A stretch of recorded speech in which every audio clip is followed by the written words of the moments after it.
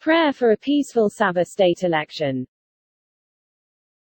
Lord God, when the sun rise tomorrow, the 26th of September 2020 once again too soon, we are coming together to exercise our civil responsibility to elect a government that will administer our beloved state of Sabah.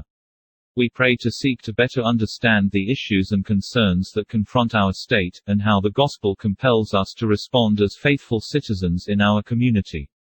We ask for eyes that are free from the blindness so that we might see each other as brothers and sisters, one and equal in dignity, especially those who are victims of abuse and violence, deceit and poverty. We ask for ears that will hear the cries of children unborn and those abandoned, men and women oppressed because of race or creed, religion or gender. We ask for minds and hearts that are open to hearing the voice of leaders who will bring us closer to your kingdom.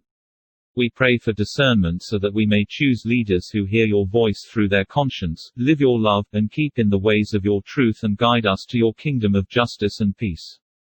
We ask all these in the name of your Son Jesus Christ and through the power of the Holy Spirit. Amen.